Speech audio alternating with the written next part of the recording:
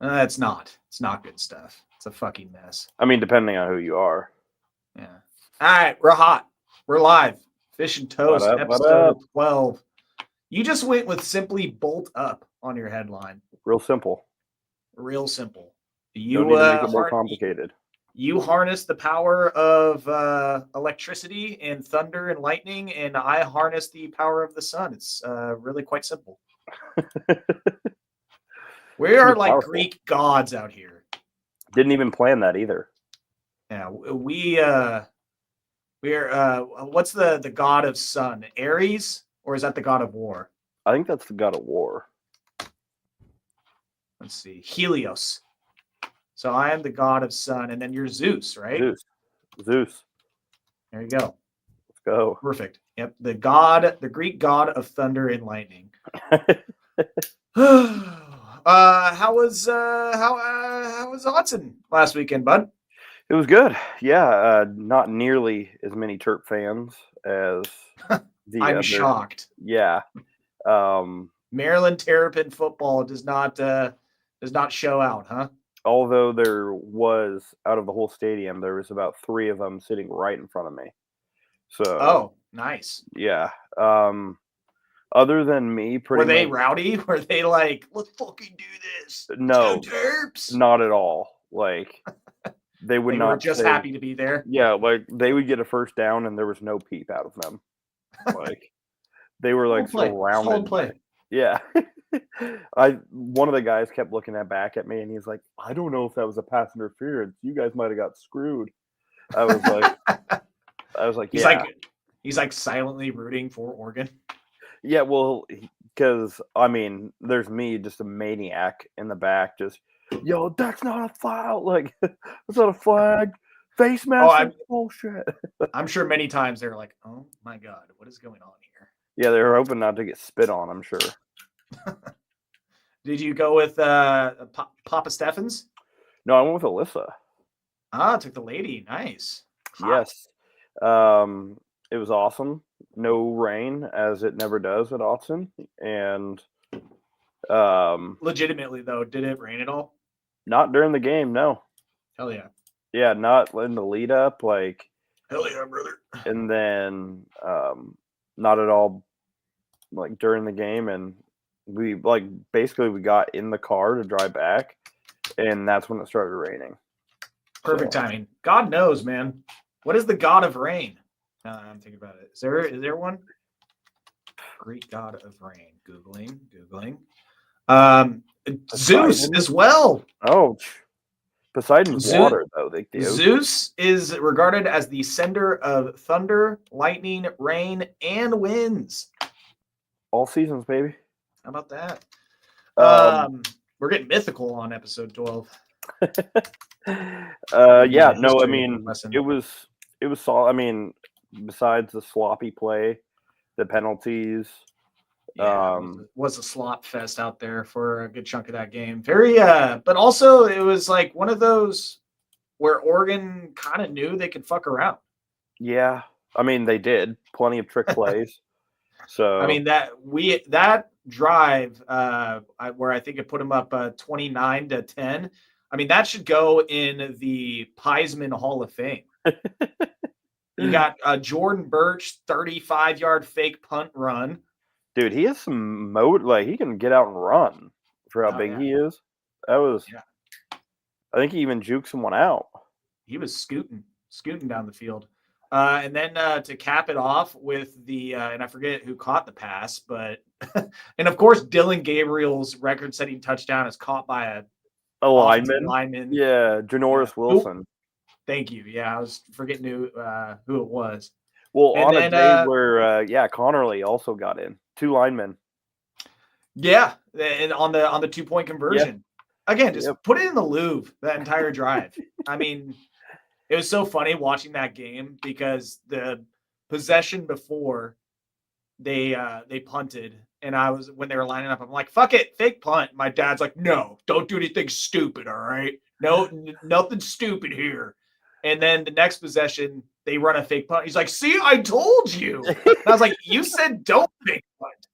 I'm saying you got to mix it up sometimes. Like you literally said, don't fake punt the last possession, and now you're all for it. Papa Fisch, were you watching with him? Yeah, it was the nephew's birthday party was at his house. So once that finished up, we watched like everybody was there for the first half. Then when halftime hit, people left. So it was just me over there watching it. And I was like, you literally fucking said no Don't fake punt. Don't play around. Don't do anything stupid. And then he's like, no, I totally told him to do that. Fucking genius.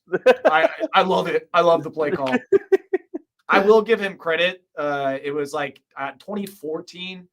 I took him to the Washington game, and he called a pick like right before the play happened. He's like, I'm feeling a turnover. I'm feeling an interception right here. And then it was pick, and he's just doing the shrug, like, what did I say? What did I say? I'm like, God damn it. I'm like, yeah, you're right. But yeah, that drive was awesome, but it was just underwhelming. It was just ugly. I mean, thank God it happened against Maryland. Who knows? Don't save that performance for the Big Ten championship or for the playoff. Get those ugly performances out of the way now. And, that roughing the punter really pissed me off.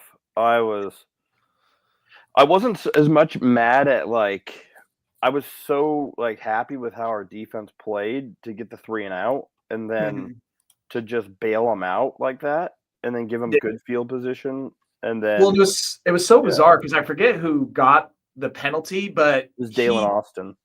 He could have just blocked it. I know. He was like he literally just could have stood right in front and just no. Like, if he would have shifted his hands and tipped it a little bit, it didn't matter if he hit the kicker. But I was hoping that he was just going to keep bobbling it and then all of a sudden just fumble or some shit like. Well, and then later in the game, he had to get rid of it. He had to punt it away, and like it was like a dribbled snap. Yeah. I mean, special teams not so special for them yesterday. Or on Saturday, rather. They made a field goal, though. They made that opening field goal. And I was like, great, we're losing 3-0 start. Yeah, there was definitely part of me watching that where I was like, is this going to be our one hiccup where classic Oregon, we just shit the bed against some team that we shouldn't? Like in Arizona State, like a few years back. Yeah, do something stupid. And it's just like, oh, my God, Maryland wins. And the Terrapins. I never got that feeling just because I think we're like the talent's so much better. It came and went, but it definitely creeped in my mind. I'm like, is this really going to happen? Is this going to be that game? But it was quelled quickly.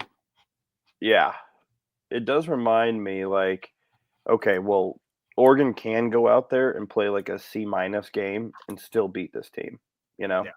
Like that's a little bit different than years past because we play some of those teams and you're like, oh, we have a bad like a B- game. We're not going to be able to pull that out. And the fact that we can win with like a C game is pretty promising, at least. Well, while we're talking, we're sitting and waiting on the new college football playoff rankings, which you're right, we get the first one and then it automatically doesn't matter because Miami loses, BYU almost loses. I kind of want to put the college stuff on pause because we didn't get to any NFL last week. Yeah. And since we have more time this week, we can go a little bit longer on NFL. We can go a little bit longer on college. But yeah, I just figured since it's been 2 weeks since we talked any NFL. Yeah, I'm down to we can get talk a little NFL. Well, and I mean, what has happened since in 2 weeks, essentially? I'm trying to think of some like the big 2-week storylines. I mean, the Cowboys season is over. It was already somewhat over, but now it is like officially over with Dak. Yeah, the Dak yep. Which, my God, like it always cracks me up when Dak goes down because people then realize how good he actually is because then Cooper Rush comes in or Trey Lance comes in and it's just like, oh my God. Not according to Jerry Jones, though. Jerry Jones says, oh, we weren't doing good before. We're still not doing good after. He's like, Cooper Rush almost did better. It made it sound, he's saying, you know? Well, the way he worded one of his quotes, is like, if you read it out of context, he was like, I thought we would have done better with Cooper Rush. And like the way it reads to some people is like, I thought we would have been better with Cooper Rush. Like we would have been a better team and we would have been. I think it was him saying, that's how I heard it. I didn't think we were going to be this shitty with Cooper Rush. I thought we would have played a little bit better. Not been better than if we had Dak, but oh my God, I didn't think we were going to suck this fucking bad in offense. Which, of course, Jerry doesn't know his own team. Of course, Jerry doesn't recognize how bad Cooper Rush is. He got fooled by that. What is it? 4-1 stretch that he had with him a couple of years ago. Yep. Yeah, some magic run, which was a lot of the defense at the time. Yeah, but then again, the last game that Cooper Rush played, the Eagles like absolutely fucking dominated him. They won like 4 in a row, and then Cooper Rush got just absolutely worked. And I'm like, yeah, see, that's what is supposed to happen. Yeah. But so in the 2 weeks, the Cowboys season, it was already coming to an end, and now it is officially over. I was telling my coworker, who's also a Cowboys fan, I was like, hey man, at least we can just enjoy the NFL season now. Yeah, I was going to ask you how you felt about that. So yeah, it's like knowing the season's already over in the second week of November. I'm like, sweet. Now I don't have to wait to have my heart broken, and it's just done. We're done and over with now. Do you have anyone you're going to root for now, or are you just going to hope that it's no one in your division, or what? That's a great question. Yeah, I can't root for anyone in my division. That's just while I'm happy, while the Commanders is a good story, I definitely don't want them to win anything. Go to the playoffs and lose immediately. That's basically what I wish there. Yeah. As annoying as the Lions were after the game against the Cowboys last year, you can't not like Dan Campbell. No, I would say in the NFC, I am pulling for the Lions, and then the second team I'm probably pulling for. This might be a bit of an upset, but I'm pulling for the Cardinals, baby. Okay. There was major disrespect coming into this season. I did not think they were going to be nearly as bad as they were last year. I had them finishing not last. I had them finishing third in this division. I had the Seahawks finishing last. So I thought they were going to be around that 7-10, 8-9 mark. Mm-hmm. And they're playing fucking great. I cannot believe they were an underdog to the Jets. I know. I think I saw your tweet about that. Dude, that I put some money on that one. I was like, what the fuck? I was like, just because the Jets win one game on Thursday night against a Texans team that is kind of sliding right now. I mean, so I would say in the NFC, I'm pulling for the Lions and the Cardinals. Those are my 2 teams. I mean, did you see since the new COD came out, Kyler Murray's 3-0? That is great. He is locked in. He's precisional. Yeah. He set the record for franchise record for most completions in a row. I mean, that's that hand-eye coordination. The dude's just fucking locked in. And then I think that might be the Lions might be one of the storylines of the last 2 weeks. They're just winning tough, gritty games, and they're one of those teams that they can have a bad game. Jared Goff can throw 5 picks, and then they can still win a game. Well, they do have Jesus as a kicker. Well, what was he doing before this year? What was his job? He was selling bricks. Yeah, he was laying the bricks foundation. Not drug bricks. Brick by brick. Yeah.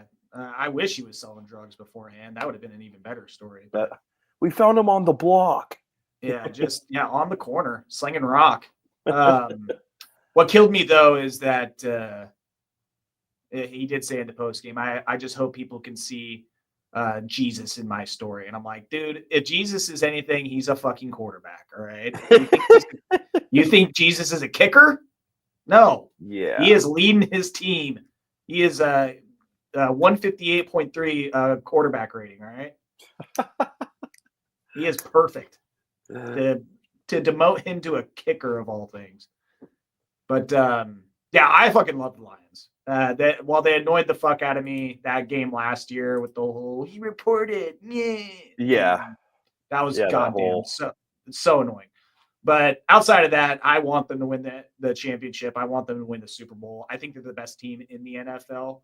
I know that the Chiefs are undefeated, but they are the weirdest undefeated team I've ever seen. They're getting really lucky these last few weeks. So I mean, it's got to run out at some point, you would think, but yeah, it's fucking bizarre how they keep kind of getting away with things. Like, and of course, this time it's on a block kick, and last week it's in an overtime game, and it's just I mean, they're getting extremely lucky. They're a good team. I mean, they always find ways to win. good gritty, defense.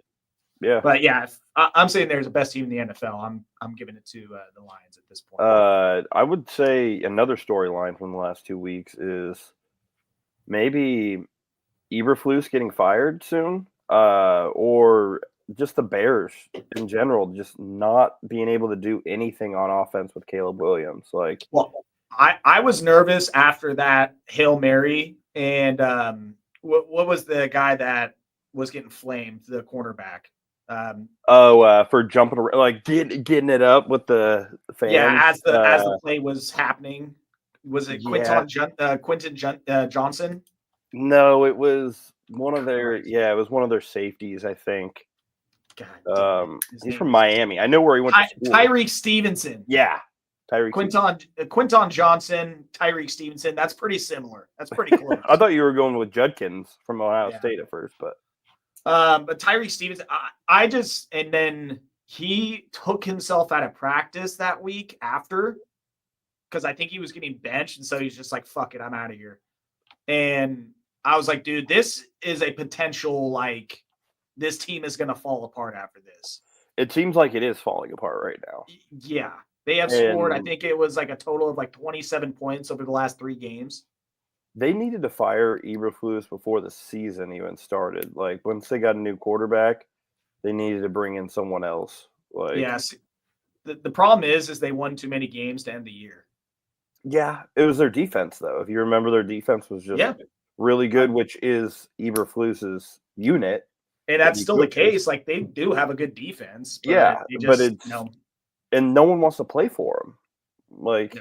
You can tell that he's lost the locker room, and once he's lost an NFL locker room, it's really hard to get that back. And I think they're going to be looking over there at what's his name? Is it Ben Johnson? The Lions. Yeah. Take a look around, and you're like, who can do something for our quarterback, our franchise? So he's been able to dial up plays. Well, and then the big thing for me in their offseason was I was like, dude, they just need to get rid of fucking Luke Getsy. That guy is trash. And he basically showed himself to be trash by already getting fired by the Raiders this year. Yeah. And so them getting rid of him was all right, good first step. But then they got Shane Waldron from the Seahawks. And so I was very much like, all right, that's, I guess, a better move, but we'll see how this works. Yeah, exactly. And that made me resurface the clip of Jackson Smith-Njigba when he was doing an off-season interview, and someone asked him in Chicago, Shane Waldron's the new OC. Tell us what you think about that. And he's like, is this live? Yeah. And they're like, can I say what I really want to say? And then he's like, well, good luck to y'all. Yeah, right. Jesus. I was like, that doesn't tell you a lot. But yeah, I mean, the Bears, that is one team over the last 2 weeks that has completely, you are one play from being 5-2. And now you are 4-5. And the entire vibes have changed. Yeah, it really has. It's not looking good right now. And their division's really tough already. And you drop game, you're going to finish at the end of that division. Oh, their remaining schedule is, I'm pretty sure they have to play still everyone team in their division. Yeah, everyone. And they have to play the 49ers and the Seahawks. That is their 8 remaining games on the season. Welcome to the NFL, Caleb Williams. That's what you're getting. Dude, it's going to be tough sledding the rest of the season. It is, not looking great. On a better note, though, my Chargers, you could see, bolt up. We're trending the other way at the moment. For a moment, I will give, I believe, it's Scott Van Pelt some credit on SVP Sunday night. Is he brought up the fact that you have literally played no good quarterbacks this year. No, that is true. We and when they had really the graphic of all the quarterbacks, I was like, holy shit, that is atrocious. Well, actually, to be fair, half of the quarterbacks in the NFL are pretty bad. Like, we got Joe Flacco starting, and I don't know how old that guy is, but our defense is still playing well. Like, our defense will keep us in games. And Justin, yet to give up more than 20 points. Yeah. And also, thank you for them giving up that last touchdown against the Titans. Cover the over. Oh yeah, it did. Why I'm betting on Titans over unders 2 weeks in a row, I do not know. But I mean, but they got to be low. They got to be low. And our offense has been better the last 2 weeks. And this was kind of my train of thought on that. I was like, the Chargers' offense is getting better. The Titans somehow eked out 20 points against the Patriots the week before. I was like, I could see this maybe somewhere in like the 31-20 score range or something like that. Just something stupid. And I definitely was puckering a little bit. And then Chargers defense let off the gas and let Calvin Ridley get that last touchdown. I was like, kind of baby. Good work, boys. Yeah, he Good work. 2 against us. Yeah. But Justin, only 1 interception so far on the season. The touchdown was an 11-1 touchdown interception ratio. Yeah. Yeah.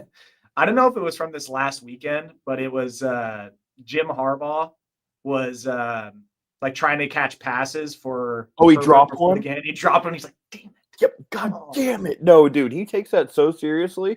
Gotta be better. There's just like a huge, someone put together a video of all the things of he's just gassing up Herbert the whole game. Beast. Just yelling different things. God, he's good. Also, this is something I noticed this last week that I just kind of took a minute. It looked like Justin Herbert was having the most fun of his career on Sunday. Like, he was smiling. He was animated. Dude, he was juking fools out. Yes. I was like, some of his runs, he was planning and going, his touchdown run. And then he had one earlier in the game where he ran for a first down. And just his reaction on some plays and what was going down, I was like, dude, he is smiling. He looks like he is loving life right now. The first time, the Titans will do that for you. But even though the Titans, for the first few weeks of the NFL season, they had one of the better defenses. Yeah. Until they gave up 52 against the Lions. Yeah. The Lions will do that to you, though. But they're looking good for right now until they're getting in the meat and the potatoes of the schedule right now. Yes, it's about to get tough. So for sure. We'll see. I mean, that'll be the test. They play the Bengals, I think. Is it Sunday night coming up? Correct. Here? Yep. So, I mean, the Bengals desperately need a win too. So to stay in it. Yep. Yeah, it's not going to be easy. They got this is what their schedule looks like. Bengals, Ravens, Falcons, Chiefs, Bucks, Broncos, and then you finish with Patriots, Raiders. So some reprieve there at the end. Patriots, Raiders is a nice end of the season, but it's getting pretty tough these next 5 weeks. Also, on a side note, as far as that schedule goes, on the herd, Colin Cowherd, Jason McIntyre, that squirrely little fucker, that's his co-host. He was reading off the schedule and he's like, Colin, I don't know. These are tough quarterbacks they're going up against. He's got Joe Burrow in the Bengals. He's got Lamar Jackson in the Ravens. He's got Matt Ryan in the Falcons coming up. Matt Ryan. He said Matt Ryan. And I to be fair, I don't know. Very similar. I don't know if it was him or Colin that said it was Matt Ryan and the Falcons were coming up. And I'm like, are you fucking kidding? Matt Ryan hasn't been there in 3 years. Yeah. I understand Freudian slip, but Jesus Christ. I mean, Kirk Cousins does kind of give me Matt Ryan vibes. And whoever fucked up, the other person did not correct him. How do you not we just kept going with Matt Ryan? They just, he said it, and whether it was Colin or McIntyre, they just kept rolling along as if nothing. Wow. I was just like, Jesus Christ, man. But regardless, the Chargers, it is test time for the Chargers, 100%. You've taken care of the teams that you needed to beat, and you're looking really good now at what is it, 6-3 on the season? Yep, 6-3. So go out. I mean, you're playing for a wild card spot at this point. Hey, you're playing for the division, buddy. I mean, I don't see it happening. Well, not with that attitude, you don't. Yeah, I mean, the Chiefs are going to lose to the Bills this week. That's going to happen. You think this is finally their loss? Yes, 100%. They can't get any more lucky in Buffalo. Yes. Oh, I'm surprised it's not a Sunday night game. If it was, and then they're going to lose the next. Then they're going to lose the next week to the Panthers. I pray that they lose. Yeah. Then you're going to get that division. Got a good win. I mean, it was a win. I don't know if good is the word I would use to describe it, but any win for the Panthers. Guten. It was a Guten win. It was a good win. Guten win. But and then the Raiders will lose the Chiefs will lose to the Raiders after that because that's that weird divisional upset. And before you know it, Chiefs are 9-3 and Chargers are right back in it. Yeah. I don't think so. There's one thing I have to address about this season. I got to put my hand up again and just say that I was dead wrong about the Jacksonville Jaguars this year. Oh, me too. I could pull up my NFL predictions, my preseason predictions, and you'll see the Jaguars as AFC South champs right next to it. Yeah, I had them contending and probably winning it too. That was probably the worst take I had at the start of the season so far. I'm in lockstep with you right there. I'm really disappointed in that one, and hand up, But well, I'm kind of pissed at the Jags. Honestly, I need to stop betting on anything to do with them because they just consistently do things to piss me off. I took the Vikings to cover, which they were one of the most public bet teams to cover -7. But I thought with the Vikings defense and Mac Jones starting, that's a recipe enough for the Vikings to just run away with it.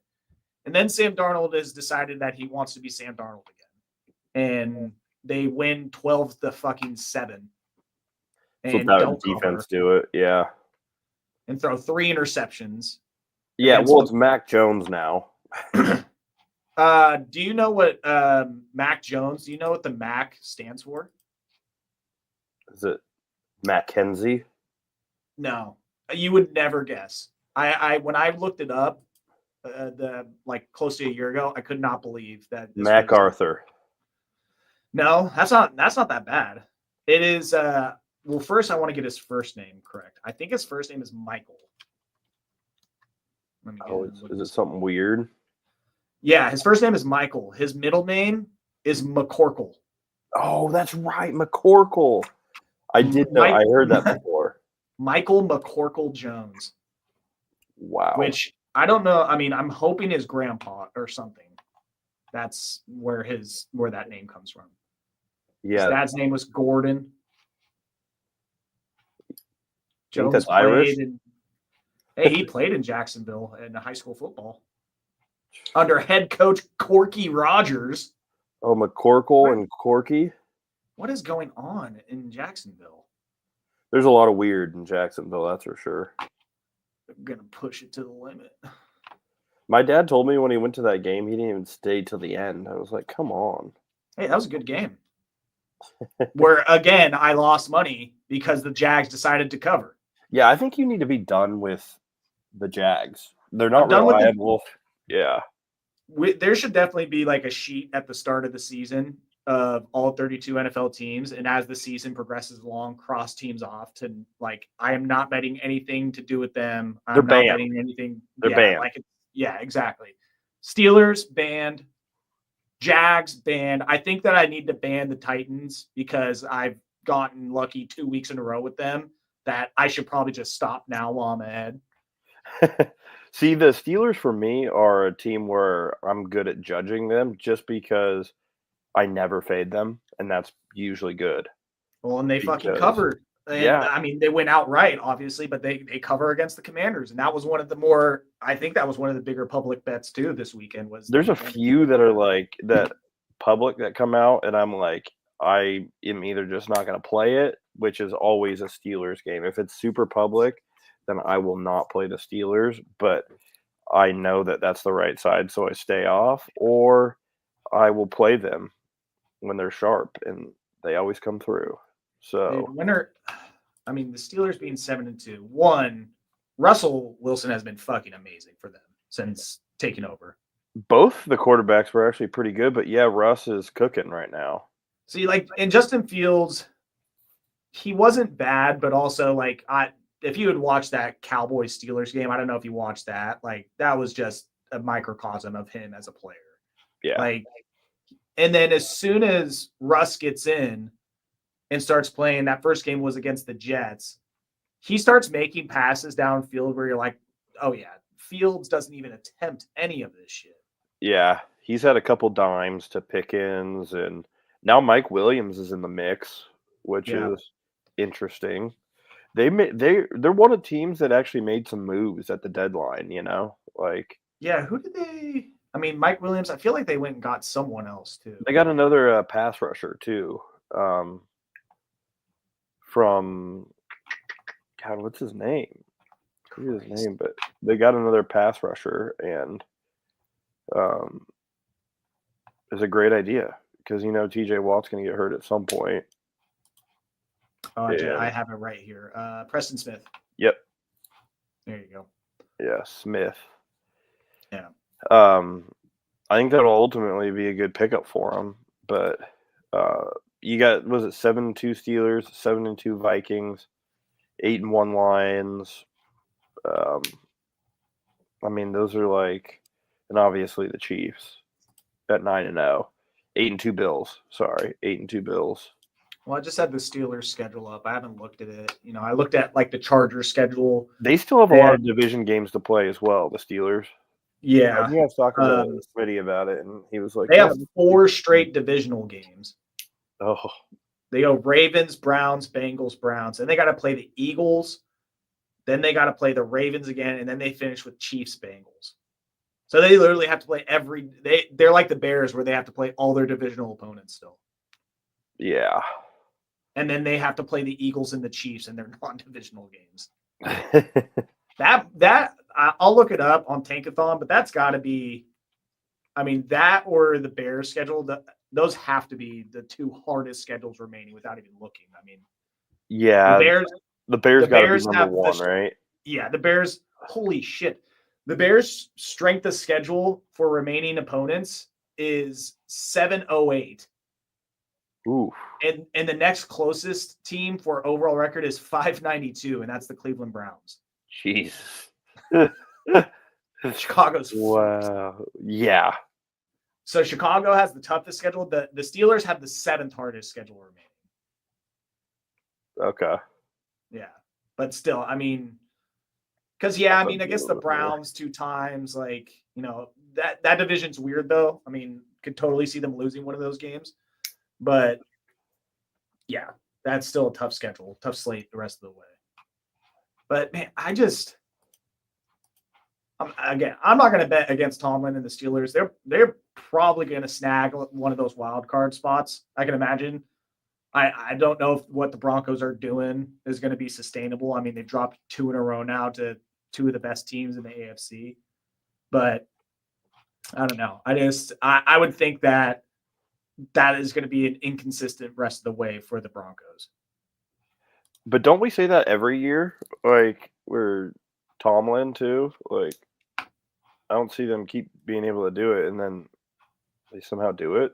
Well, that's what I'm saying is, like, at this point with the Steelers at 7-2, with them having Russ playing the way he is, like, you have to like count them in as a playoff team. Yeah, like, yeah. Whereas the Broncos, they are currently right now holding on to that 7 seed in the AFC. And it's like, yes, they're good. They have a good defense. Bo Nix is probably playing better than people thought. But he's playing way better, like especially week to week. The only team that I see that is going to be able to get the Broncos that is not in the playoff picture right now is either the Bengals or the Dolphins. Those two teams. Yeah. Huge win for the Dolphins last night. The Bengals are a team where I'm like, I don't know if that defense is going to be good enough for them to make a run. No, but I mean, when you have Joe Burrow throwing for 350 yards and 4 touchdowns and Jamar Chase nearly receiving for 300 yards a game. You have that combination healthy, you're going to be able to stay in games. So you're 100% right. I don't know what their defense ranks, but I would not be surprised if it's the worst in the league. Yeah, I agree.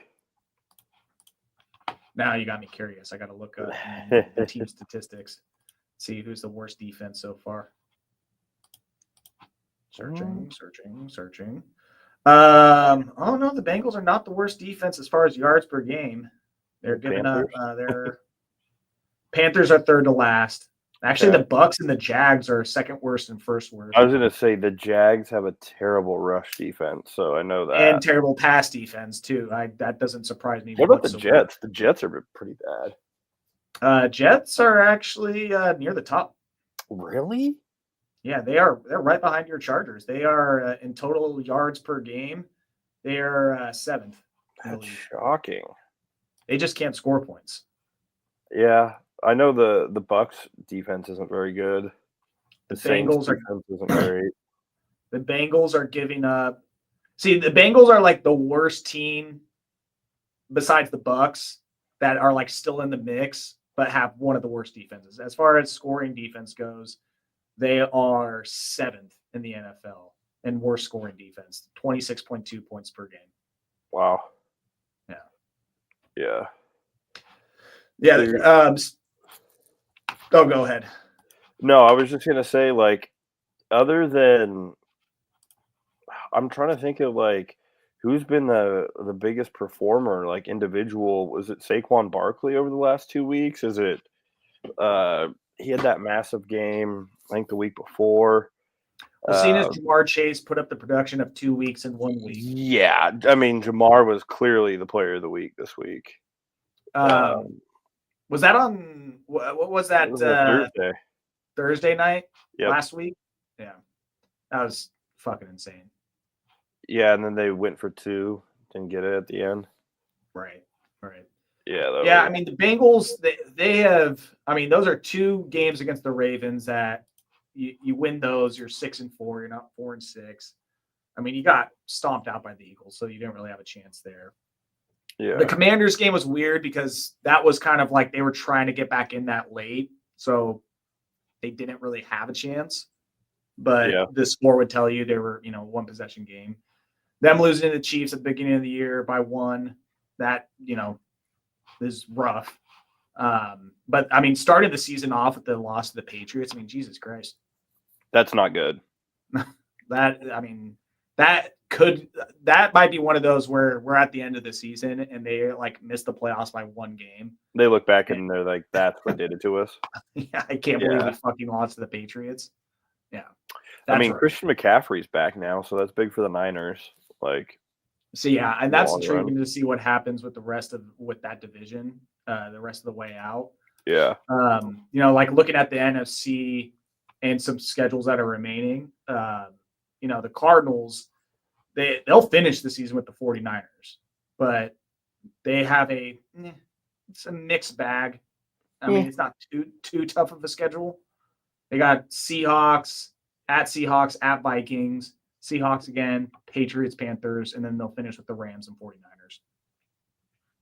Yeah. So not too bad. I mean, fuck, dude. The Cardinals could be they could sneak in as one of those wild card teams, but then when you look at the wild card teams currently, it's Minnesota, Washington, and Green Bay. Like, which one of those 3 could you see just falling apart? Maybe Minnesota, but they're at 7-2. Maybe Minnesota. I don't know. But again, they're at 7-2, so it's like, and then they get to play the Titans and the Bears next. Like, they could be fucking 9-2 before we even know it. Yeah. Let me tell you the dog shit division. It's the AFC East. Oh, 8 wins for the Bills, and then 3 for everyone else. Yeah, I mean, that is definitely the Bills are holding that division up. You could basically wrap that up, put a bow on it. Yeah. I mean, the Jets are, again, I talked about it earlier in the show, how they were favored against the Cardinals. I have no fucking idea. I mean, they're god-awful. Are you going to take Philly in your division? Am I, or did I? Do you think Philly is going to win your division? Yeah, I think so. I think they'll end up pulling it out. They're playing much better. And I think as the season goes on, they're going to just keep getting more and more confident. I mean, granted, playing the Cowboys this last weekend really helped them, but they've had some games this year where it's just like, what the fuck are you doing? Like, yeah. But now them blowing out the Bengals in Cincinnati, them blowing out the Cowboys at Dallas, the way that Saquon's playing, he's about to hit 1,000 yards rushing on the season. And Jalen Hurts, while he's annoying, and I don't think he's a great quarterback, a great passing quarterback, he's been playing pretty good. I think that they're going to end up pulling it out over the Commanders in the end. Yeah, I kind of agree with you. I just maybe experience, coaching, and everything. Yeah, somehow they're going to pull it out. Even though I mean, I don't want them to, but yeah, obviously. You want them both to lose. This has been my most rational NFC East season of my life. I would say you came into this season, not very pumped about your team, and that's basically what's happened. I am looking on Football Sunday, the show that I do. I'm looking at my NFL predictions from before the season. I was the only person out of the three of us on that show to not have the Cowboys make the playoffs. I probably told him, I was like, you guys don't know this team like I do. All right. Were you trying to jinx them into the reverse jinx? Yeah, were you trying to reverse jinx them right there? No, I was not. But that's what I do with the Ducks sometimes. So I would have been happy with it. I would have been happy with being wrong, but yeah, they just didn't do anything to improve their team. The Cowboys did, and the Eagles constantly looked to make their team better. So, and I didn't think the Commanders were going to be this good this year already, but me either. So I went with the Eagles, and I think they'll pull it out in the end. But I did have the Bears and the Rams as 2 wild card teams. Well, I think we all thought the Bears were going to be way better than what they were, Yeah. Which is fair. Is there any trade deadline moves that you saw over the week that you're like, oh, that's really going to help this team down the stretch? Or yeah, it was the Cowboys' inactivity. That was the one where that seems about right. I'm trying to think of all the trade deadline deals. I mean, the NFL trade deadline is weird. It's like the most out of the major 3 sports, NBA, MLB, and NFL, it kind of seems like it is the least active. But yeah, I don't know. We had wide receiver trades. It seemed like every week we were getting a wide receiver trade. So you guys got Jonathan Mingo, dude. I think the Commanders did a good job getting Marshawn Lattimore from the Saints. I think they really needed help in the secondary because their secondary has been pretty bad this year, and he should help that team. I guess Devontae Adams was one of those leading up. You're like, oh, is he really going to do anything big? And he really hasn't done anything. But I mean, Rodgers has looked pretty bad lately. So, I don't know. He should probably hang it up after this season, quite honestly. The Vikings picking up Cam Robinson from the Jags. Because of Darisaw going down. Yeah, I think that was a really good move for them. Well, the fact that they're like, we need to make a move because we're actually in it this year. Yeah, somewhat bizarre. Yeah, you don't usually see that. Them being buyers at the trade deadline. How do you feel about Deontay Johnson going to the Ravens. Well, I'm sure he's happy. Yeah, he's happy, but he has not been involved in that offense the last 2 weeks. I think he has like one reception. I know it's early in the offense, but you got to be able to get him a little something. And the Ravens, like wide receivers, are all kind of the same to me, minus Bateman. Yeah. They are all just like smaller, slot, shifty. I guess Deontay Johnson can play on the outside, but it's still like nothing too crazy. And then Amari Cooper's been hurt for the Bills the last like 2 weeks, so he hasn't been able to play very much.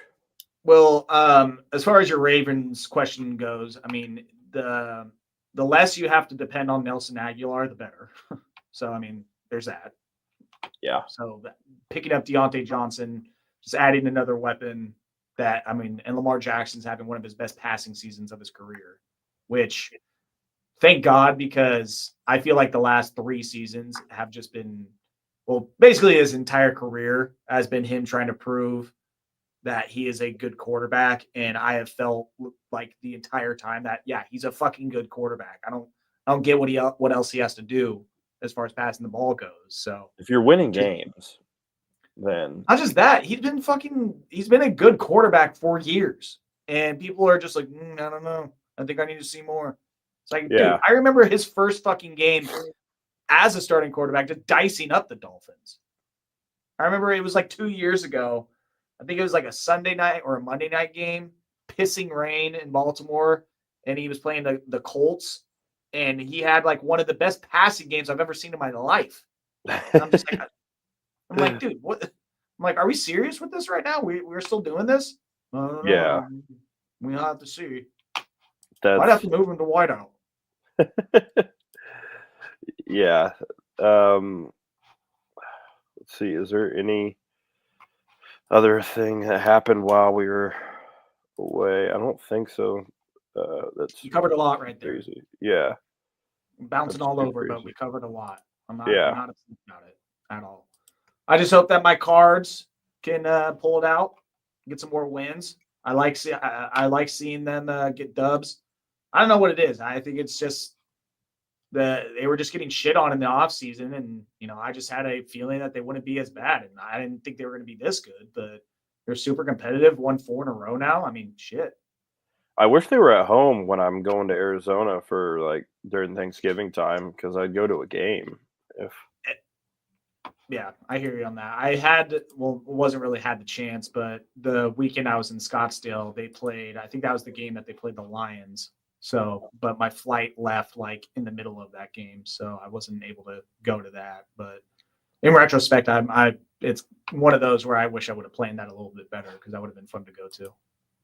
Yeah, that would have been awesome. Yeah, I'm trying to think of anything else. I mean, Daniel Jones, he's going to get benched. He's not going to be a giant. He probably will not make it. He will probably not make another throw. And injury aside, he will not make another throw for the New York Giants. Yeah, I mean, bring DeVito back in. Why not? Tommy Cutlets, baby. I'm down for it. With some vodka sauce. Grazie. Yeah. Yeah, I mean, this is what I do like about the NFL, is that there are stories with every single team. Yeah. Is that we could literally go 3 hours just talking about every single team in the NFL. Whether it's a shit show, whether they're doing well, like yes. There is a topic of conversation with every team. Like, for in a sense, that is the way with college, but I mean, there are so many teams, there are different conferences. There are really teams that suck and don't need attention given to them. Like, I don't know how much time we're trying to dive into Maryland, and what their team looks like, but it's like they're irrelevant at this point in the season, right? Yeah. Like, looking at other teams in college football, it's just very much like, yeah, I guess we could talk about them if we really want to, but more so, I think more so with college, it's the betting angles and, what's intriguing in that, because of like, Like you fucking know every coach, quarterback, where they transferred from, what they had the week before. Well, shit, Harold Fanning Jr. already has a touchdown tonight. Oh, yeah, we got some CUSA. Yes, right. Oh, no, excuse me, that's some action. We got some action tonight. See, action and the Conference USA, they've been switching on Tuesday nights. I thought the MAC had control of Tuesday nights. Like it was just them and nobody else. But I guess Conference USA wanted to get in on that. Yeah, well, they were doing that before, like the Maction started their like every Tuesday, because we got all Maction tonight, and we got Bowling Green lighting up Western Michigan right now. Well, again, I could have sworn, yeah, see, I'm looking at Tuesday, October 29th. Well, maybe, I mean, yeah, was it New Mexico State? Are they in the MAC? No, not New Mexico State. Okay, and then FIU, Louisiana, Texas State, Louisiana, Texas, Sam Houston. Yeah, see, that's not action, is it? No. This Harold Fanning stat line right now: 9 receptions, 108 yards, and 2 touchdowns. Okay, let's go. Welcome to the MAC. Get him to the league now. Dude, just put him on the Chargers. We need a tight end so bad. Like, we need air. Put him to the Cowboys. we need everything. I know we have Jake Ferguson, but fuck. That sounds like a Jerry move right there. It's like, yeah, we already have a tight end, but, I think we need another. Like, Jerry, you need a running back. Tight end on the board? You need a wide receiver. You need linemen. You need linebackers. You need DBs. Yeah, but I like my tight ends. Yeah.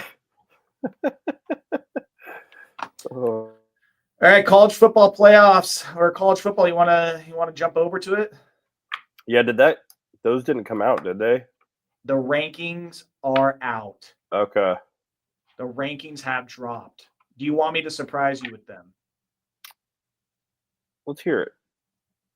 Let's hear it. Well, you can also just Google it and look it up too. I know. Easier on yourself.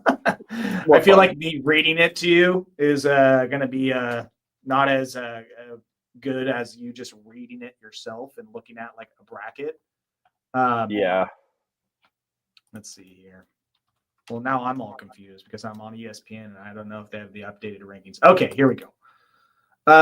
Boise State, they still got that 12 seed, being the best group of 5 team. At Ole Miss, they are now in the top 12. They're at 11. The first 2 teams out are Georgia and SMU, by the way. Whoa.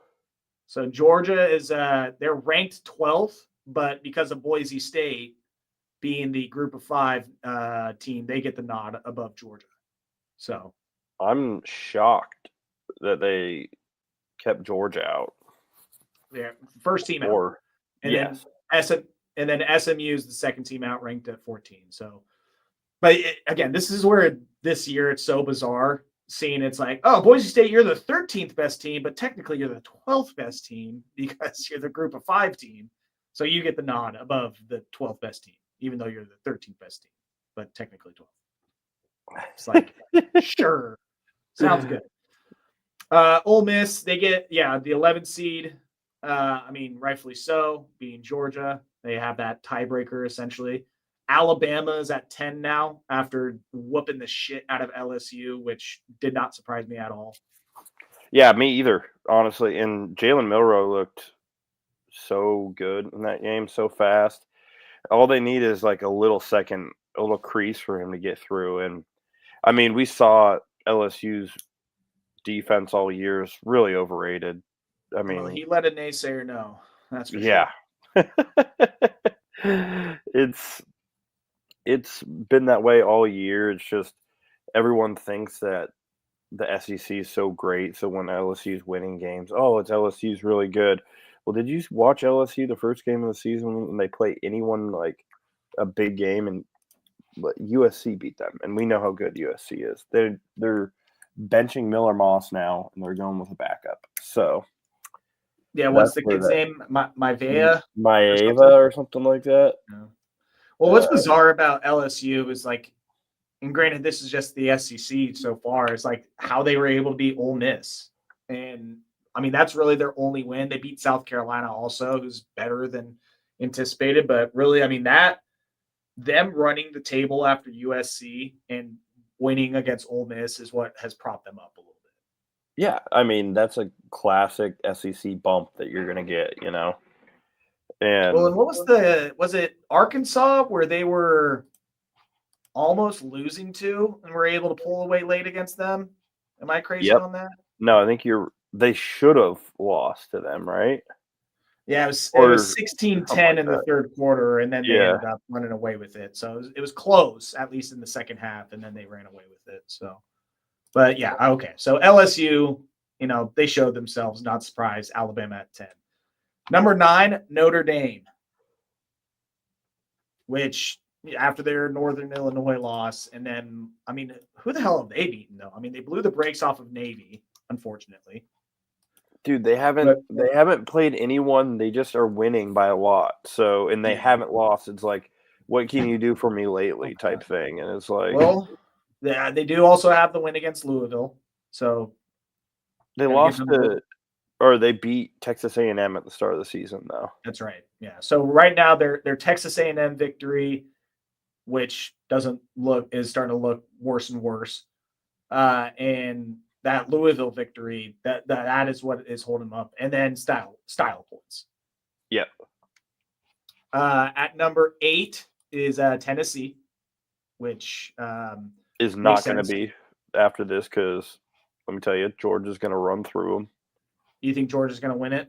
Oh yeah, I played Georgia already. This is classic Kirby Smart right now. This is classic Georgia. It's their classic Tennessee. No one believes in us. Everyone's and then the next week they just thump because Tennessee hasn't been. Georgia's a 10-point favorite. Yeah, that's what they're telling you straight up. How much they're going to dominate. And Nico got hurt at the end of that game last week for Tennessee. Oh, I didn't even see that. Oh yeah, he was walking off with a towel over his head. A little limp. I couldn't tell exactly what was going on, but let's be honest, that offense has not looked good the last few weeks since Oklahoma showed the recipe of how to slow it down a little bit.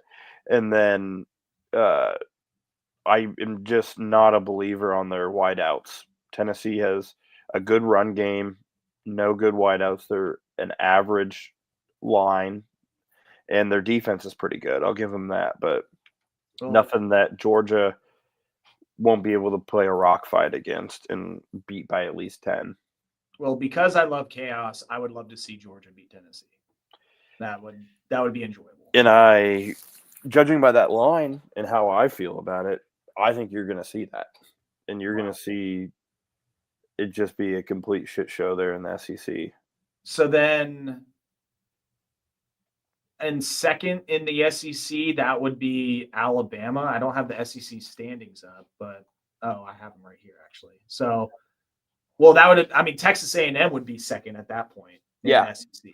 No, I think if they could win this week, or is A&M on a bye? What are they at?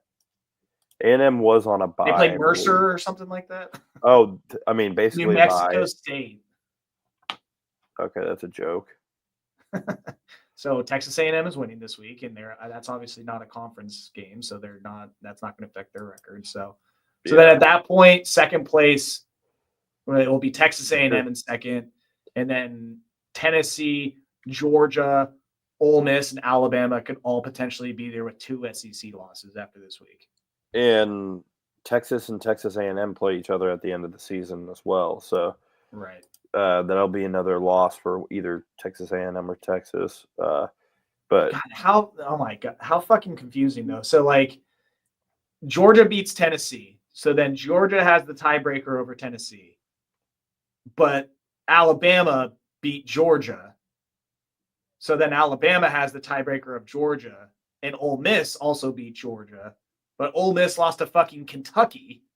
Yeah. Ole Miss has the worst loss on that schedule for sure. And who else did they lose to? Ole Miss? I think it was another pretty bad loss as well. Was it South Carolina? Maybe. No, Oh, it's LSU. Yeah, we talked about this. God, that's bad. So they could have also the best win out of that group, but also the worst losses out of that group before there. Yeah, it's Chaos, baby. baby. Yeah, it's gonna be complete chaos, and all I know is that they'll have 4 teams in it. So, Jesus Christ, what 4 teams? Oh, you just wait. I'm marking it right here. FCC 4 teams, no problem. Technically, what is it? They got so yeah. After Tennessee at 8, then we go to the 6th seed. That's Penn State, and that could be. I mean, they could drop in. Well, I'm trying to think of who Penn State has left on their schedule. Trying to keep track of who has who left is tough. Penn State doesn't really have much. No. They got a fairly easy one, I believe. I'm getting pulled up. Oh, yeah, they get Purdue, Minnesota, and Maryland. Yeah, I mean. Come on. Let's go, Purdue. Choo-choo, baby. You keep thinking that. Purdue looks worse every week. I just wanted to happen because it'd be hilarious. Yeah. Like of all teams to fucking upset top 25, top 10 team late in the season, Purdue, one of the worst in all of football. This could be your next Kennesaw State call right here. I'm hoping so. Even though I did not call that at all. I jokingly called it. That's the thing. Yeah. If I just jokingly call it, then it will This happen. is a joking call too, though. Yeah. Like Purdue, baby, lock it in. I do love first picks free on my voicemail. I'm pretty sure we talked about this happening, but the fact that Georgia Tech did actually beat Miami and Miami didn't like squirm their way out of that for a win. Unbelievable. Made me so happy. All right, let's get to them because the next one is Ohio State. They're at 5. They're the best at-large team. Yeah. But then at the number 4 seed and ranked 9th overall is Miami. And yeah, I said last week, I'm like, oh yeah, Mario Cristobal, he's going to have this one circled. But Georgia Tech double circled it because they knew that Mario was going to have this game circled. They're like, dude, wouldn't it be fucking great if we beat them twice in a row? Yeah. I can't believe that they lost that. I really thought that Miami was going to be like, listen, guys, we fucked this up last year. I know some of you weren't here for that, but we ain't going to do that again. And they fucking did. I was on the plus 11. Wasn't as embarrassing, but still losing to Georgia Tech is embarrassing at this point in the season. But at least you didn't fuck up a victory formation by not running it. You know, you just got beat straight up. Yeah. You didn't blow it, right? Yeah, they had another time where they had a big comeback they had to do. So they were due. I feel like we talked about this also, like of the top 12 teams or whatever, like what teams were due for a loss. So due. Yeah, Miami was due. And they finally get it. Now they have to play. God, did they get Florida State? Or did they already take care of them? I'm pretty sure they already took care of Florida State. Yeah. Yeah, I think I remember on that. I mean, the next team. Wake Forest and then Syracuse. Yeah. Oh, is that the Carrier Dome? Or not the Carrier Dome. Whatever the dome's now. Weird shit happens there. Who knows? Dude, let's go, Syracuse. Please. But yeah, the fact that they lost made me pretty happy. The fact that Hayes King, their quarterback, had 20 carries in the game, which was pretty crazy. Oh, it was a complete, like, what was it? Like, Miami had 300-something yards passing to Georgia Tech's like 100, and Georgia Tech had like 300 yards rushing, it seemed like, versus Miami's 100. It was like complete, total opposite offensive production for both those teams. They have opposite like offenses. That's what it is. It's like it was great. The way that passing, it was 348 to 99 in favor of Miami. Rushing, it was 271 to 88 in favor of Georgia Tech. Yeah. I mean, that is fantastic. Brent Key clearly came out and was like, hey, the keys to winning this game is not giving them their offense the ball that long, and we're going to run and try to limit possessions and grind this game out. So hey, Haynes King, a perfect 6 for 6 for 32 yards and a passing touchdown. 6 for 6. Just dicing up that defense when he got his number called. The QBR. Yeah. So nice. QBR was 58 still. So, I mean. Okay. Come on. Doesn't get a bump for going perfect? What shit is that? Them dogs getting just pounded by Penn State, which is pretty nice. Who got what? Huh? Oh, Washington. Yeah. Yeah. Which definitely saw that one coming as well. Right. It's like the whole Tough Big Ten game. team traveling Yeah. to time zones trend that we've been seeing. Yeah. I mean, Christ, I don't know if someone's got that updated number yet, but I feel like the record is like 1-16 now at this point. So yeah, something like that. I gotta find it. Yeah, I feel like a couple weeks ago it was like 1-12, and now it's got to be worse. It was a sad day for me on Saturday. The Indiana cover train came to a halt, as they had a scary one against Michigan. But yeah, they did, and part of me, as a Ducks fan that wants to see them win the Big Ten championship, I was like, well, if Indiana can start questioning themselves and start losing some of that confidence, just in case, they can beat Ohio State, and then we roll them in the Big Ten championship. But outside of that, dude, that's what I want. I want them to beat Ohio State so bad, and the bye week couldn't come at a better time for them, as they were a little banged up. Curtis Rourke needed a little time to. They have the bye week this week. Yes, right before they're going into Ohio State. Yeah, that's huge. And Ohio State might as well have a bye week where they're playing Northwestern. So at Wrigley Field. Yeah, hopefully that doesn't trap. Yeah.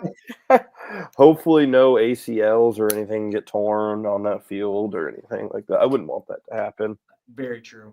They might lose another 3 linemen probably. I got to take a stab at what those tickets are going for, the lowest price on them. At Wrigley Field? Yeah. Oh, shit. Lowest price, so, $40. $250. Are you serious? It's Wrigley. I don't give a shit who like you're going to watch Northwestern. Well, hey, Northwestern, they got a big Chicago contingency. You're going to go watch Northwestern get blown out. Okay. See, on ESPN it says as low as $249, and then I go to Vivid Seats and I'm seeing tickets for as low as $91, $95.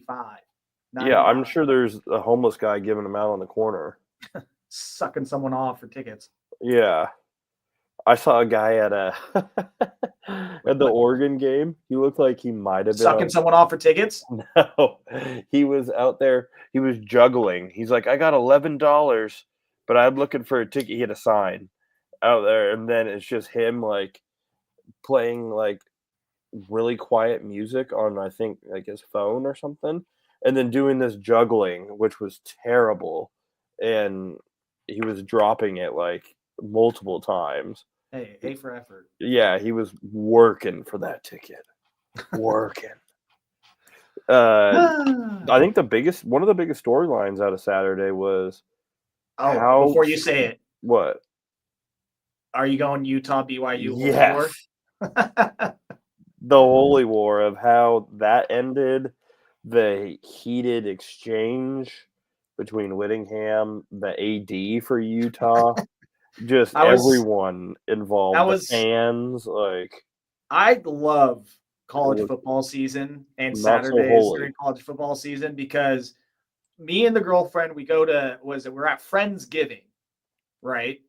And over there, one of the guys, he's a Washington State grad, so we're watching Washington State just take Utah State behind the woodshed. Yeah. And I didn't even know that game was on. So yeah, because Utah State's terrible. Yeah, so well, no, I forgot that the Holy War was on. Oh, okay, gotcha. So we're watching that game, Washington State, Utah State. We get our things together, we leave, and we get home, and I check the scoreboard, and I'm like, oh, we still got the rest of the fourth quarter left to go here. And Utah, and I saw Utah was up, and I was like, oh shit, yeah, let's turn this on ASAP. That game should have ended like 8 different times. And when my girlfriend is sitting there, and I've referenced this before in earlier shows, like when she's even sitting there like, oh my God, what is going on? Like even she's in shock at what's happening. That's how you know it is a clusterfuck of a finish. Like there was first it was I gotta pull up the play-by-play because I feel like I'm getting started too late here in that final possession. But Jesus Christ, I can't believe BYU pulled this out. Christ, 4 straight punts from Utah to end the game. Did not even score a single point in the second half. The defense played their ass off. Like, they did a really good job at keeping them in there the whole second half. I'm trying to find the time that I finally checked into this game. And then, I don't know, did you see the PI? Like, the holding? Yeah. I saw the final BYU possession. I want to say I checked in somewhere around when it was 21-19 in the fourth quarter. I think it was after BYU scored the touchdown. God damn, they went 95 yards to go down 21-19. That's crazy. Damn. It was definitely fourth quarter, and I saw that Utah was up 21-19, and I was like, holy shit, I need to turn this on immediately. And so I saw the entire final possession. And the fourth down that they called dead because Kalani Sitake was able to get the timeout fired off real quickly. Yep. So like that looked like I was like, oh my God, what is happening? He's going to get sacked. And then they just stopped playing. And you're like, what the fuck's going on? And they're like, oh, they called a timeout. And also that was their last timeout. So you're like, dude, you're going to need that timeout. Like, I mean, it's a good thing he burned it because Retzloff was about to get sacked anyways. But and then the 4th and 10 play where the defensive holding gets called. That's a tough call right there. Oh, at the end of the game. A very tough call. But I don't know if you saw the angle that was coming out from someone in the fans in the stadium. There was an alternate angle that someone was recording on their phone. And it was from that side of the field of where the defensive holding happened.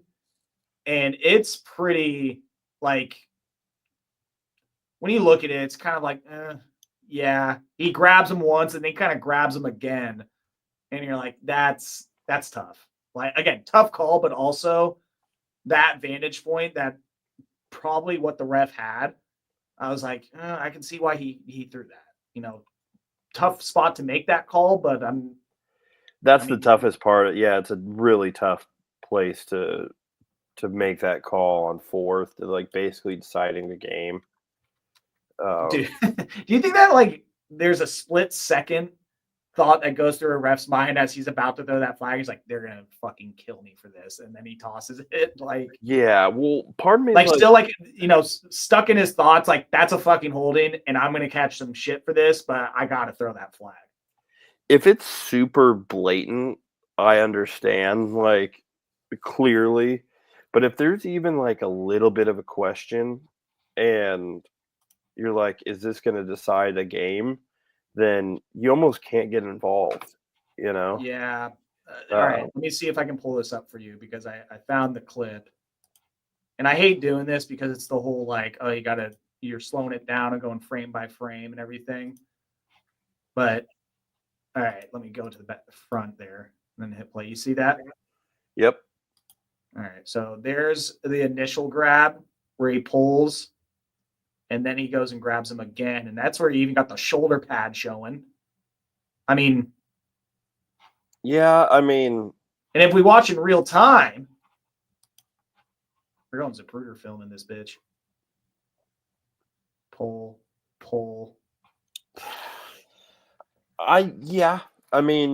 The bullet came from the grassy knoll. The fact that he held on to him across body too. Yeah. And again, the ref, he is back to the right a little bit watching all of that go down. He's stumbling because he's getting knocked over. he has that. It's like there's part of it when I see that, I'm like, okay, yeah, if I'm the ref and I'm in this kind of back right here, right on the Utah sideline, like I could see why he threw that. Yeah. It's fucking tough, like you said, but it's tough that, yeah. God. And then, I mean, and granted, it's like, all right, hey, they still are at what, the fucking 20-yard line after that. So Utah can easily make a stop. They have no timeouts. They got a minute and a half barely. And he completes that fucking pass where the dude scoops it up off the turf, gets his little fingies underneath it. Yeah. And then they hit they go and review that. And it's like, oh my God, this fucking game. So long. And then, was it Retzlaff hits that out route for the first down. And then I saw the replay again, I think this morning, or last night, but the little pitch play that they run that helped them get down to, what is it? I'm looking at the 25. I was like, dude, that pitch play is a little risky right there too. Yeah, but I mean, it paid off. Like, yeah, it was a great run. The dude, stopped going towards the sideline, just playing it and went upfield and got was able to get that first. Yeah, exactly. So it was a great play. But that was really nice. And then was it Utah had to use a timeout, and then there was like a penalty that there should have been a runoff, a 10-second runoff, and Whittingham's like, no, I don't want the 10-second runoff because I might need some time here. Yep. It was just like, dude, the last 2 minutes of that was just fucking bananas. It was what you like to see out of a rivalry, close, holy war game, And then with them not having timeouts, like they had plenty of time to all right, let's get our guy out there and set up the field goal unit. Like it wasn't one of those we have to fucking rush out there. We need to set up and we need to go over this. Like they had 40 seconds or whatever. But the fact that he sank that, even with no timeouts, no freezing the kicker, not having time to set up, just go out there, line up, kick the field goal, and get it done. Pray to Joseph Smith this goes in. Yeah. JS. And then he fucking sunk it. I couldn't believe it. And then Ice in the veins. Have you watched the John Boy video of him breaking down the end of the game? Of the AD getting in the ref's face and bleeding? Yep. Yeah. I saw a lot of those. Did you see what the AD said to the refs?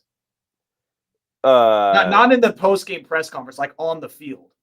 Okay, yeah. Well, I tried reading lips, and then you look at the comments down below of this is what he's saying, type thing. But this is why we fired you in the Pac-12. Yeah, that's what it is like.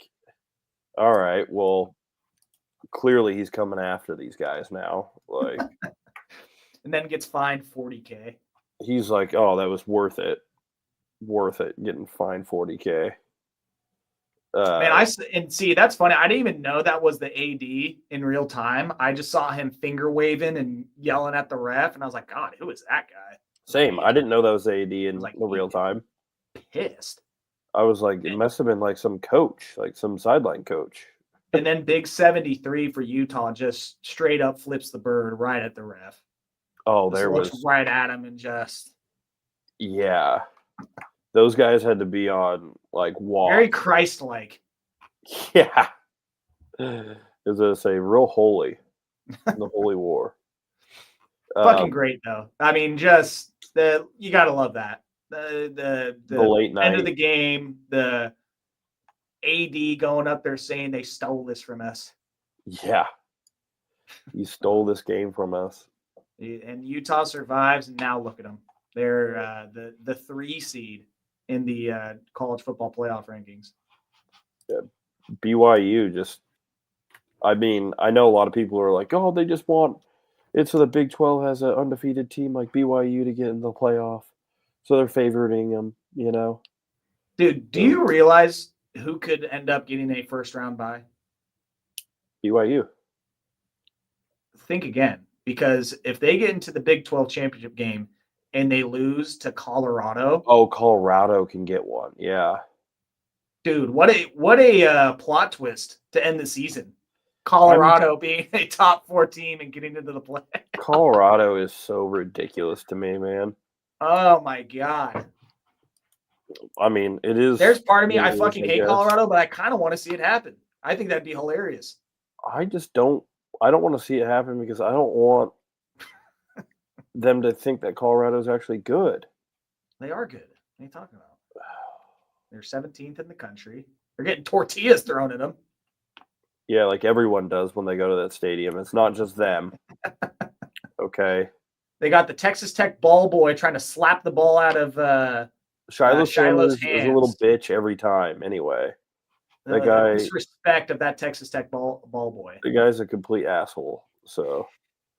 And then do you see Deion Sanders Jr. just shoving the ball boy? Yeah, they're all ridiculous, man. Oh God, they're so douchey.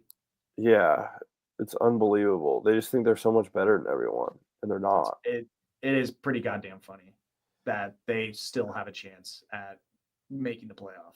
Well, what we want though. Kansas beating Iowa State, really ruining their fun. Lance Leipold got this team playing well again finally, and Iowa State blowing it. You can't give up 45 points to Kansas. You just can't. Kansas is they're turning back the clock to how they should have played to start the year. Yeah. Did you happen to see the end of this Oklahoma-Missouri game, by the way, the scoop and score? I saw the highlight. You're right over there? Dude, there was I swear to God, a fruit fly almost went right in my eye. I was hungry. Yeah. One absolute. Your eyes, man, they look like blueberries. They look tasty. Yum. Drew Pine ends up winning a game for Missouri. He had 3 touchdown passes in that. And the old, was it Theo Wise Jr.? There used to be an Oklahoma wide receiver, and he had 2 touchdowns, 70 yards. And then he runs over to the Oklahoma section after, and he starts giving them, like, the hands, like, that's what I'm fucking talking about. Like, just giving it right back to all of them. It's like hugging one of his old Oklahoma coaches while just, like, right behind his back, throwing it up, like, let's go. Like, right in their face. Oh, yeah, I'm seeing it right there. Yeah. Yeah, he was not holding back. I thought there was going to be a fight or something. Oh, I mean, happening, but watching this video, the Oklahoma fans are just taking it. No, they did. Yeah, I mean, what are you going to do? They're just standing there looking at him, just fuck. Oh, my bad. So I was playing the clip there, just looking at it, watching it myself. Yeah, no, it was pretty crazy ending, and Oklahoma's disaster season just keeps going down. And Jackson Arnold, then bringing him back in, he just not looking good still. Listen, Brent Venables is my boy, but yeah, it's not going great. Brent Venables is a really good D coordinator. I haven't seen that. I mean, I'm going to give him the benefit of a doubt of, like, keep trying to be a head coach here, but you're not going to have a long leash at Oklahoma. So no, that's the problem. Is like I mean, I don't know what his contract is like. I can't imagine it's crazy. But I think he gets paid more than Dan, that's for sure. That doesn't surprise me. When did he sign this contract? Oh boy. Yeah, no, that's granted. This is college football now. It's like every contract looks bad. Like it's like if you're paying a new coach, yeah. Yeah, his contract runs through the 2029 season. So, oh Christ, well, God damn it, they agreed to a new 6-year deal this offseason. I didn't even know that. There was a lot of. I thought he was still on the first one. It was going to the SEC, first year SEC. He needs to be competitive paid in that conference. These ADs in these schools sometimes are so fucking stupid. They just drink their own Kool-Aid and they're like, oh, yeah, we're going to run the table. Let's give them a new 6-year deal. And it's like, not so fast. And now now you have a 6-year deal till 2029, $51.6 million. Well, you got to lock them in these days or else they get poached. Like, yeah, but you got to have crazy buyouts. You got to have all this stuff, and that's the competitive wage right now. Well, okay. So what if Oklahoma has another season like this year, next year? Like, yeah, That's not going to fly. Yeah. So, like, does he get canned 2 years after getting a new deal? Yeah, I guarantee there's going to be Oklahoma boosters being like, "Hey, we'll cough up the cash for it." It wasn't my idea. It wasn't Yeah. my idea for a new contract. It was his idea. Don't put this on me. Well, yeah, it's what can you do for me lately? Like, It's fucking and wild. if you're not winning, you're not gonna be there long. It is what it is, especially in the SEC now. Man, it's fucking And wild. Well, and like Florida is like, oh yeah, Billy Napier, he's going to stay for another year. I'm like, what the fuck? What are we doing? They kind of have to with their whole AD situation, how much Billy's like they gave him, and I don't know. They think, oh, he'll have DJ Lagway next year for a full year. That's really because if he has another season like that, he's gone. Yeah, I mean, they have looked their best when Lagway is playing. 100%. Yep. So, okay, that is the one saving grace I will give Billy Napier in Florida. I guarantee that's what everyone is saying in Florida. That's his only lifeline. Did you happen to see Bill O'Brien bench Thomas Castellanos this past week, and then Thomas Castellanos say he's leaving the team this week? He said, I'm stepping away, is what Castellanos is saying. That's classic college football in 2024, baby. You get benched, I'm out of here. Yeah, well, I mean, I'm pretty sure he is a senior. Like, this might be his last year, but he's like one of those like Lamar type players. It's just I don't know if he's perfect for Bill O'Brien's offense. I don't think I've ever seen a picture of this kid, Thomas Castellanos. Or is it Castellanos? Really? Castellanos. I'm digging the glasses. Yeah, big brain. Big brain at BC. Yep. Does he wear some goggles in the game? No. That'd be fucking great. If he was a quarterback wearing goggles, like with the band on him. Big old fro too. I'm kind of disappointed he isn't. He probably goes contacts for the game and then glasses throughout the rest of the week. Oh, that's hilarious. It's too bad. I would have loved to seen some Kurt Rambis goggles out there, just under the helmet playing quarterback. Do you know who had heart this past weekend for me? Who really just dug down deep to get me a cover. Oh, to get you a cover? At the last in the game. I want to take a guess. Is it Power 4? Yeah. Or no. Oh, okay. There's no way I'm gonna find. No, you're not gonna get this one out. I'm not gonna. Yeah. It's a pretty out there. Texas State. No, not Texas State. I did see that they covered though. They did. Was on them this week too. The old UConn punches it in at the end, covers my 7.5 right there. Yeah, the 7-3 UConn Huskies. You were just howling in your house. Oh God! I was howling at Autzen. You're just in the middle of Autzen as the game's going, just howling. You're like, what yeah, the fuck is this guy's deal? UConn covered, baby. Whoa, what do you? Yeah. Oh, against UAB. Oh my God!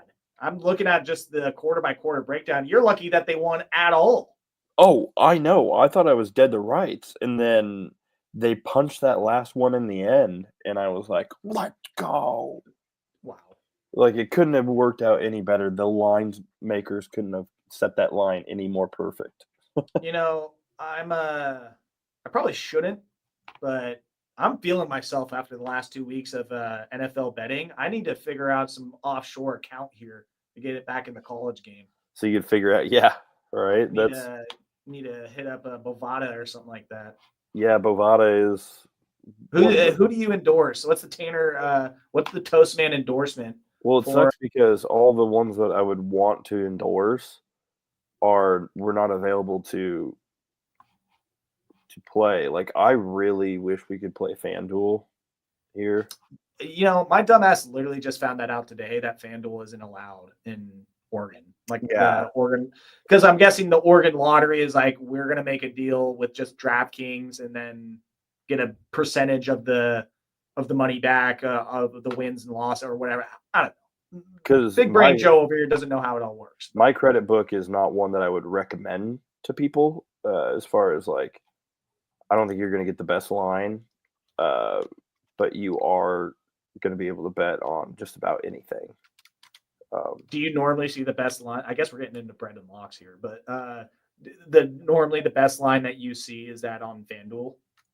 I mean, that obviously that's very like tough to say because every game and everything's so different. But they have so their lines come out like team totals are already out in FanDuel, and I don't have access to team totals until the day of that game.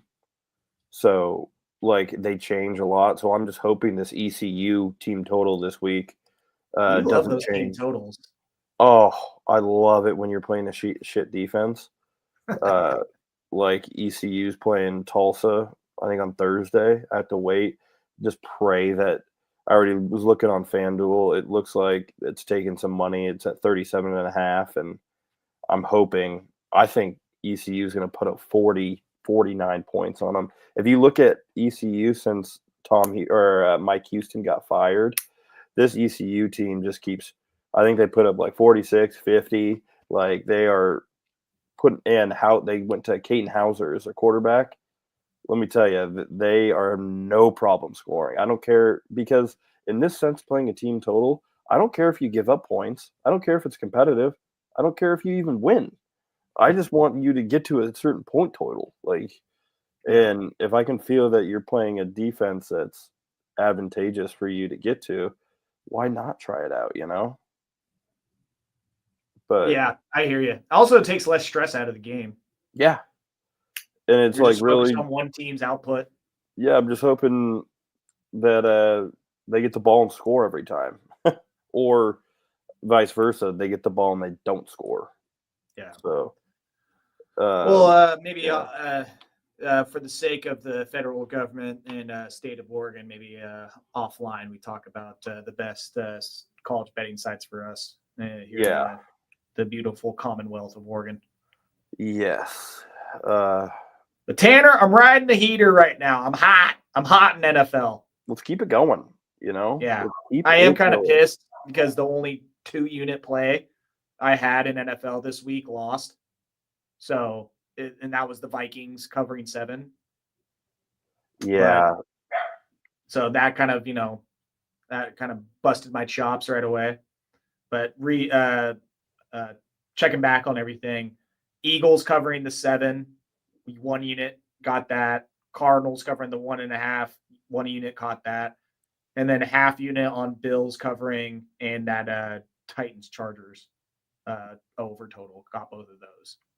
So, do you have any that you're looking at for this week? Early I have look? yet to even look. I am going in blind right now. For the NFL right now? Yes, I have not even taken a look yet. Let's take a little look-see right now. Seeing what just remember the algorithm. Natural instincts plus public. That is what I go with. If those two things match, then it's a no bet. It's a no go. Yeah. So I mean, looking at it, let's see here. I wanted to play the under in this Commanders-Eagles game. It was at 49. It's down to 48.5 now. Yeah, I see that. I think it's going to be a little bit more defensive than what. Jesus Christ. The Lions are 13-point favorites over the Jags. That's crazy. That is, my God. That tells you what they think of the Mac Jones-led. Well, I think you got a little bit of push from him last week, him playing in his first start at home in Jacksonville. Yeah. But then now you got to go to Detroit and probably get the fucking break speed off of you. I hopped on the LA Rams minus 4.5. It's up to 5 now. Oh yeah, what did you do? Moving the lines. No, it was kind of a strange line to me, honestly. After what I've seen from the Rams the last few weeks, and now they are over field goal favorites to the Patriots, which the Patriots have been doing a really good job at covering a lot of these games. And a natural instinct right off the bat is seeing that 44.5 number for Rams Patriots and saying take the under. Yeah. Like, I feel like that is a weirdly high line. Like, I know that the Rams offense can have its days, but this is their point totals the last couple of weeks. 15, 26, 30, 20, 19, 18. Like, it's not like they put up a ton of points. They are 20th in the league in points for, 20.6. Damn. Yeah. And then the Patriots, who God only knows what you're going to get from them, but their offense, their offense even scoring 20 points is luck in itself. The Dolphins being favored by 8 points against the Raiders is kind of crazy to me too. It's a pretty high line. Again, natural instinct looking at the Texans Cowboys minus 7.5. Take the Texans to cover. I feel like that's a get right territory for them in Texas. I mean, that's not long, a lot of travel for them. And you're playing against a Cowboys team that's just absolutely falling apart and will not be able to do anything offensively. I know the Texans offense hasn't been very great, but the Cowboys team is just god awful right now. Oh, you better take the goddamn Chargers on the ML on Sunday night. Ooh, Chargers Bengals Monday Night Football or Sunday Night Football. I like that. Oh, that'll be a fun matchup. ML package. Chargers got to win that. Need to. I thought that Titans Vikings line is a little weird after what you saw from the Vikings Jags and what you just saw from Tennessee last week against the Chargers. 39.5. Yeah. Well, again, not touching anything the Titans are doing after the last 2 weeks. Gotten lucky with them. So I would say that the under is going to hit on that, though. 39.5. Yeah. The under, and then that line, 6. That's weird. Like, some strange ones there. This always kills me because also you start doing some of the mind games where you're just running through the scenarios in your head. And the NFL is such a week-to-week league for the most part, that you just don't know what the fuck is going to happen. But no, true. And you just got to make a move on some of these. But again, like the Raiders Dolphins, I look at that and it's like, what the fuck are the Raiders going to do to cover that spread? Let alone what are the Raiders and Dolphins going to do collectively to get over 44.5? Yeah. Oh. Like that. That's that number right there. And the total to me also is like, no, like the Dolphins. And then granted, it's like, oh, well, the Dolphins at home, they could fucking score like 35 and just go off against the Raiders. They score 42, and then the Raiders scored 10. And you're like, oh, okay, well, there's the over. Like there we go. Yeah. It's fucking bizarre. Yeah, I mean, I don't know what I would play right away. And also, I've been placing all my bets like literally right before kickoff. Well, that's kind of like what with the NFL, I like to see and watch. There's a few where I kind of have like that Rams one. I kind of had a feeling that might run a little bit differently, but a lot of these I like to wait to see where they're going to go, and then also just kind of where that line movement goes, and see who the public's on and some other things to kind of base my decision. I might fucking just bet against the Cowboys spread the rest of the season. Literally 2 weeks in a row. 2 weeks in a row I've done that, and it's hit. Falcons 2 weeks ago, and then Eagles this week, and they both won. God damn. Third time's a charm.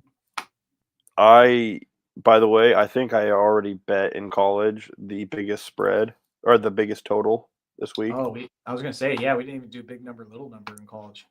I haven't looked at all the total numbers in college, but I placed a bet for what is it? Friday night game, I believe it is. What is that? Oh my God. I'm looking at it right now. Yeah, you're seeing the big number, right? North Texas, Yep. UTSA, Yep. Roadrunners, 72.5. Oh my Lord. Yeah, I played the over. Let's go. I love it. Yeah, the shootout. I love the balls. It's gonna be perfect. It's literally the only thing that the UTSA it's likes due. to do is stop the run, and North Texas doesn't run the ball. They pass. Well, it's due because Army North Texas had like an over-under of like 60 something, and then they scored what, like 22 total points. Yes, everyone's seeing that score last week. Holy shit! I saw that. I was like, "Are you kidding me?" I was like, "That's got to be one of the biggest disparities of totals and the actual score of the season." So now no one wants to bet on an over with North Texas because they just saw what it was. Even though Army's offense and defense is totally different. So, is this week Army Notre Dame? Good question. Scrolling, because I know it's coming up here soon. No, Notre Dame's got Virginia. That's got to be next. Army's week. On a bye. Okay, that's next week then. Yeah, 20. Yeah. Okay. Yeah, and my sick brain already played Akron this week. Akron against who? Tomorrow against Northern Illinois, plus 15. Against the Fighting Butch Joneses? Oh no, Northern Illinois. That's the coach. They fucking beat Notre Dame earlier this year. I forget the coach's name. Yeah, he is like 6-19 as a favorite against the spread. Oh, Jesus. So he doesn't like to. He likes to be an underdog. Arkansas State is the Fighting Butch Joneses, right? Yes. Correct. Okay. And then Akron's head coach is because Thomas Hammock is the coach for NIU, and that's his name. Yeah. Akron is the old Oregon OC. God, what the? His head not coming to me right now. Joe Moorhead. Scott Frost. Joe Moorhead. Scott Frost. What is Scott Frost up to now? Dude, he's probably just chilling on someone's coaching staff off to the side. Probably went back to UCF. All right, I'm looking at these numbers. I mean, that North Texas UTSA game, that is definitely the biggest number I've seen so far, and probably is the biggest number. Well, awesome. So I played it. Oh, buddy. Actually, let me. What number did you get it at? Uh-oh. We've got a tie. We've got a tie for big number. I got it 72.5. Okay, we've got a tie. Oh, really? Yes. Is there a Utah State involved? Is there a God, that is crazy. There's another 72.5. I will say that it is it geographically does apply to this area. There will be interest in this game in the Pacific Northwest. Oh, so then it's got to be a Washington State game. Yeah. And God, they played a Mountain West, so they already just played Utah State. Who else gives up a shit ton of points? Colorado State, New Mexico. New Mexico. Yep, Washington State, New Mexico, 72.5. Hilarious. Yeah, let's go. That'd be an over. Yeah, that's crazy. Did you see the Oregon spread?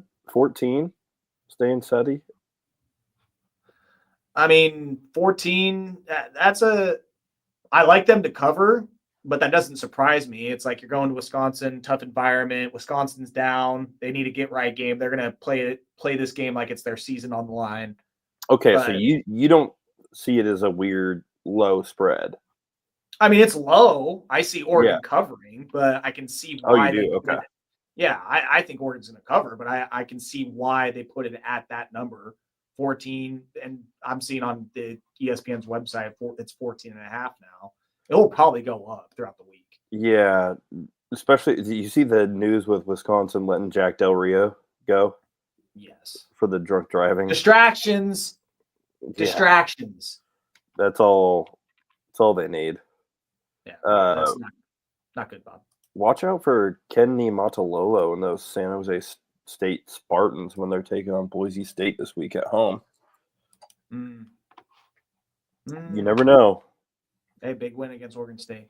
Yeah. God damn it. I just realized that the video, the audio podcast recording is going to be just fine, but the goddamn video has been recording on the stupid fucking camera. Like the audio feed's getting picked up on the camera and not this.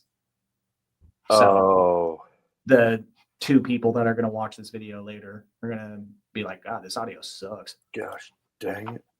Fischer, get it together. I'm in another studio, though. I don't know if you noticed that. Are you really? Studio. Yeah, I'm in the second studio that's behind this one. Yeah. Yeah, there's a second room. I had to be in that because in the other studio, that's where we run the Portland Pilots basketball game. Big matchup. The one that we were usually in? Yes. Yeah. Wow. That is where the Portland Pilots games get operated out of. So they throw them on the TVs in there?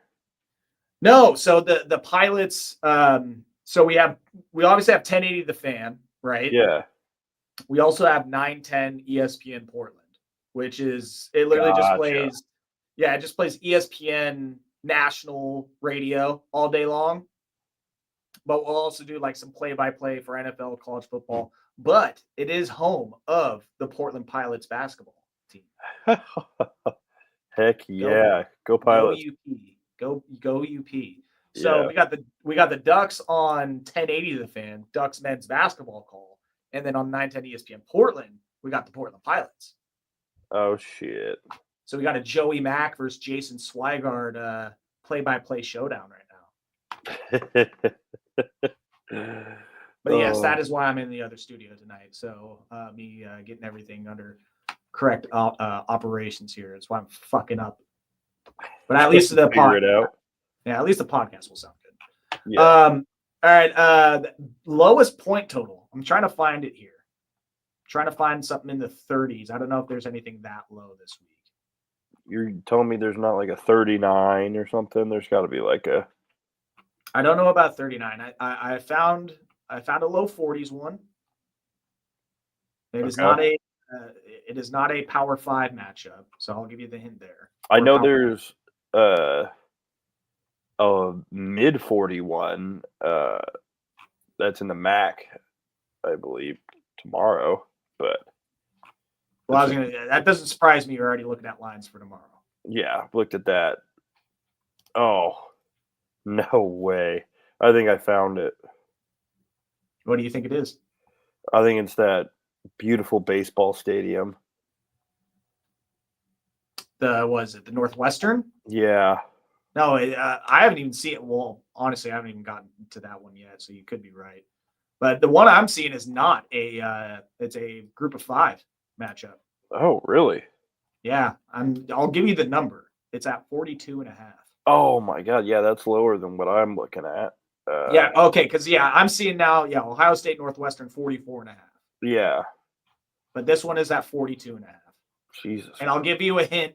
One of the teams played in this game has been referenced in shows past, and it has been referenced tonight even. Oh, it is. It's got to be. Tell me it's the Fighting Owls. Goddamn right it is. Oh, that makes sense though. Who? I hope that's a chant that they do. Oh, that would be so funny. Who? Do you believe? In the locker room. Yeah. And also Sam Houston Bearcats. They spell Bearcats Bearkats. Yeah. Cats with a K. Cats with a K. They got to be. They're different. How about that? Than those Cincy Bearcats. Yeah, they got to differentiate themselves. Yeah, exactly.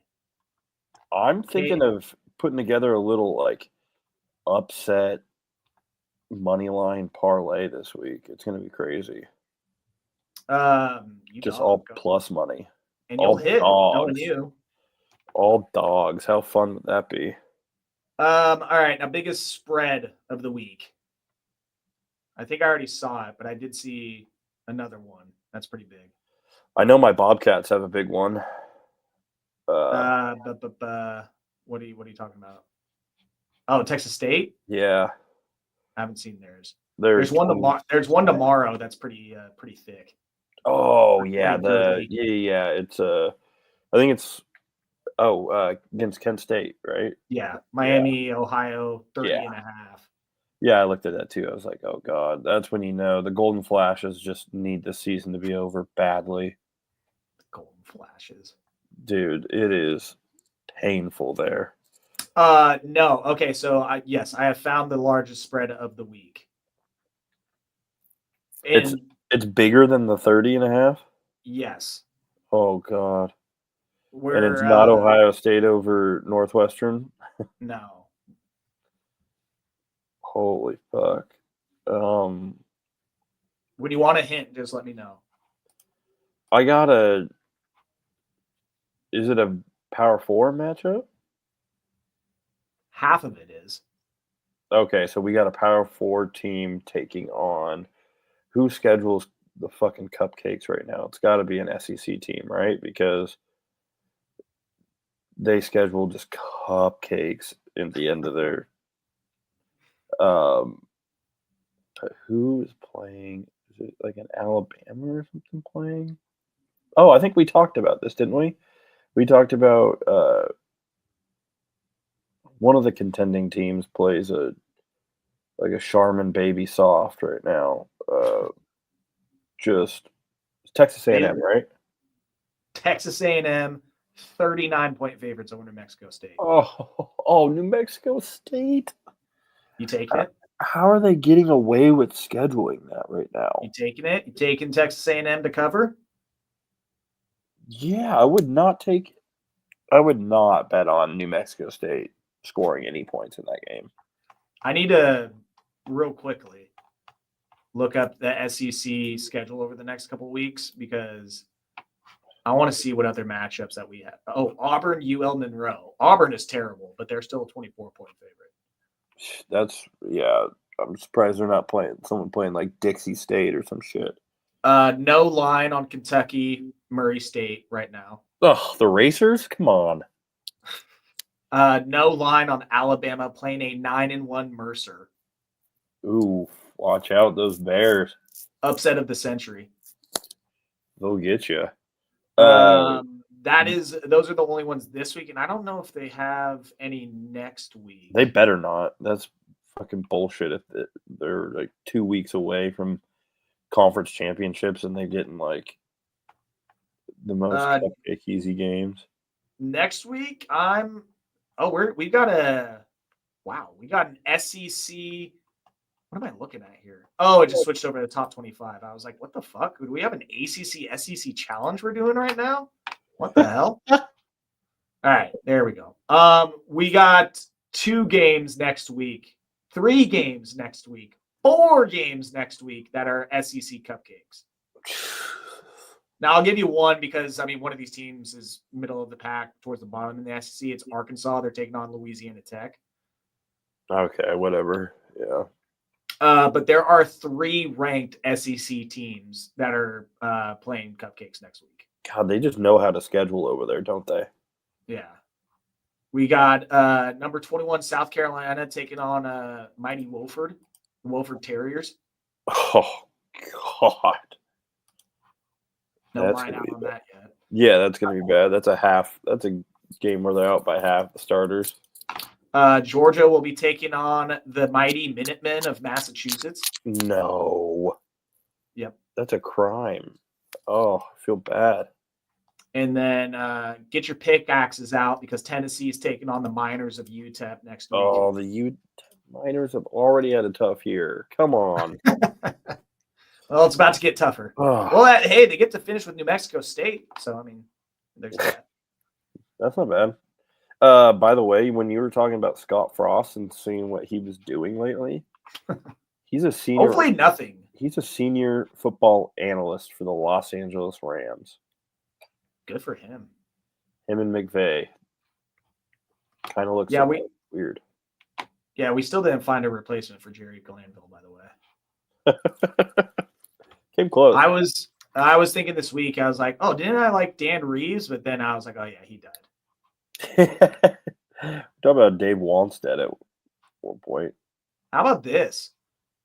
Dan Reeves, during his 38 years in the NFL, he participated in 9 total Super Bowls, the third most for an individual. Wow. Put some respect on Dan Reeves' name. God damn. That's a winner right there, okay? Yeah. I'm looking at it right now. Super Bowl champ in Super Bowl 6. Wow. I don't know if he was playing in it, but that Probably was Cowboys Dolphins. I think it was as a coach. He was an OC and running backs coach. Wow. He played for the Cowboys.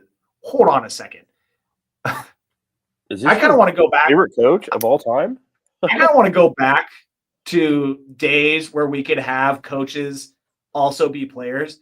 It says he was a player on the Cowboys from 1965 to 1972, but it says he was a coach for the Cowboys from 1970 to 1980. So he was a player coach on the Cowboys for 2 seasons. That is so crazy. There's no, I mean, he had not been playing that much, I hope. Reeves, a protege. See, obviously I'm a young Cowboys fan. This is shit I never knew. Reeves, a protege of Tom Landry, became the youngest head coach in the NFL when he joined the Broncos in '81 as vice president and head coach. And he was the reason they acquired John Elway. Well, and this is Wikipedia telling me this. What a GM. Wow. Now, Dan Reeves, he is too illustrious to be the next Vikings coach, and because he's dead. But that's a resume right there. That's solid. Yeah, they just need to bring in Scott Frost now, okay? I'm still I still need to look up. Yeah, head coach Tom Landry, because he had an injury that ended up hampering him for the remainder of his career and limiting his abilities. Head coach Tom Landry started playing him in spots and asked him to become a player coach while being passed on the depth chart by Calvin Hill and Dwayne Thomas. Reeves remained in that role for 3 years until he retired as an active player to become a full-time assistant coach in '72.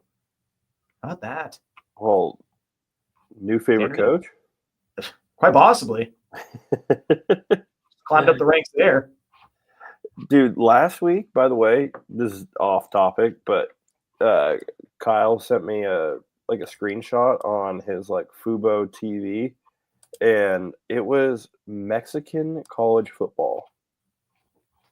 Let's go. I did not know that they aired that on TV. Vamos, baby. Yeah. I was like, that's got to be good.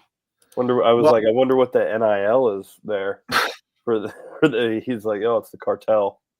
Goya. Yeah. Avocados from Mexico.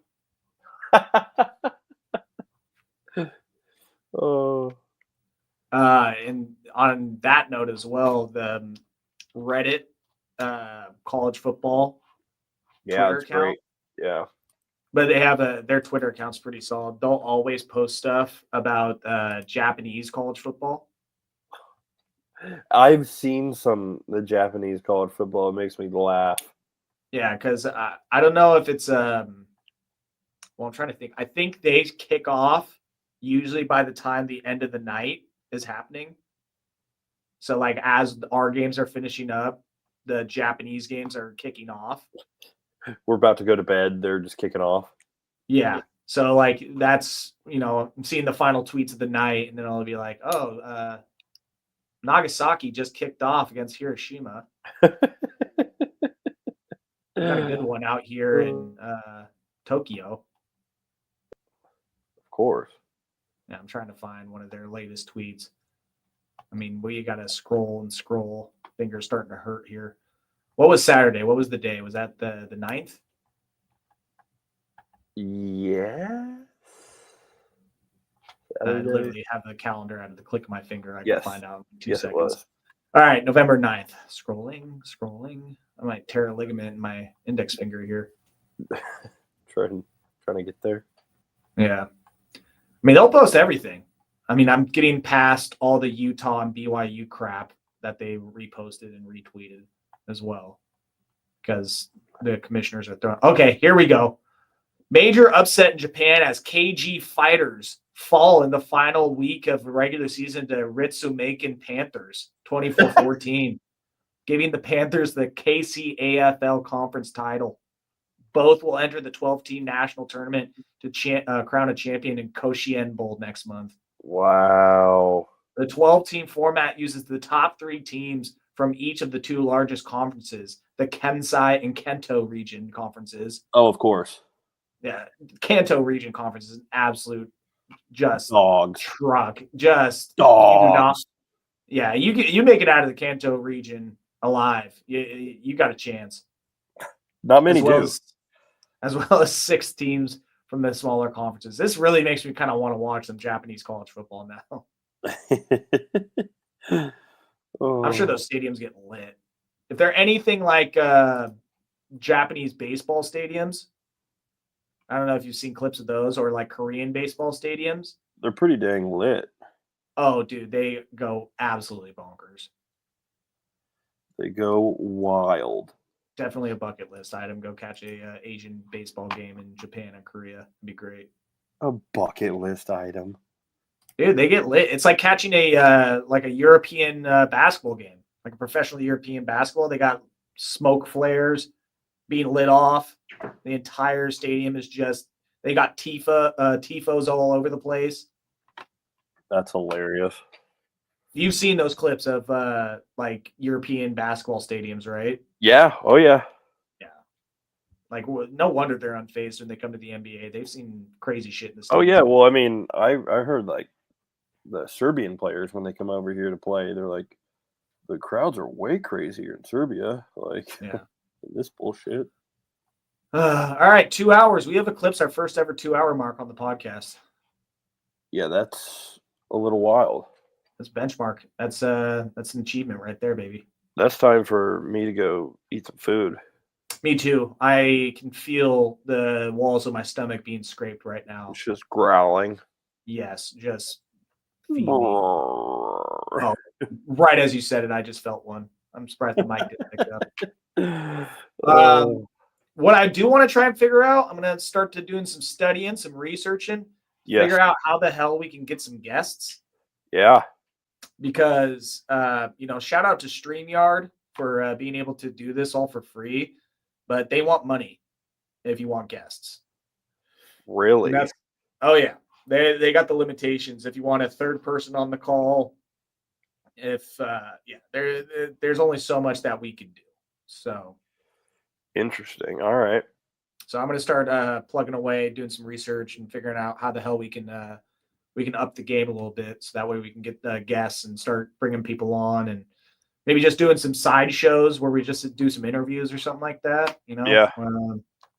I think that's the next move. 12 episodes in though, bud. Fuck yeah. Solid. We're going to have to start pivoting here soon, talking some Blazers basketball. Yeah, they're going on right now. They're winning, actually. Weird enough. They're in the tournament. The NBA Cup. Right. It's the NBA Cup. The Emirates NBA Cup, baby. Catch the fever. Watch out. Saw the Hawks pull a big upset. 117-116, baby. Yeah. Who was trying? Who knows? But Onyeka Kongwa was, that's for sure.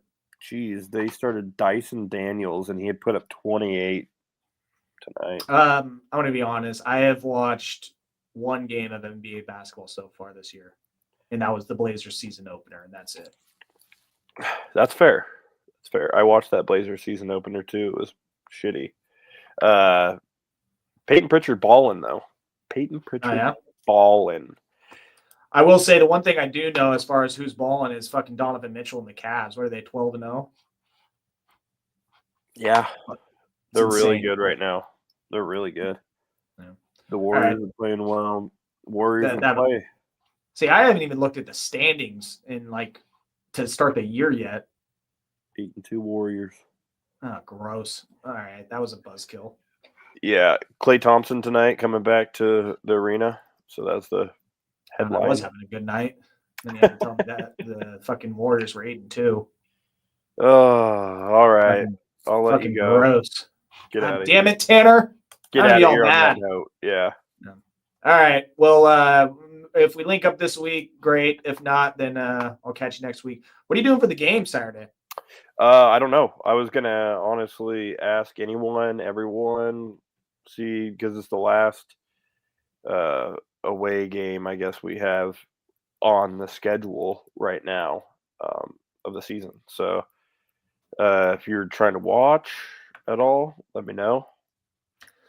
Yes, I think so because it's 4:00 kick, correct? 4:30. 4:30. Yep. 4:30. God. Yeah, it really changed this thing. Well, I think that NBC is trying to pull a fast one and do their promotions for the game, saying that it starts a half hour early, so that way they can get more advertising dollars. Oh yeah, hell yeah, they are.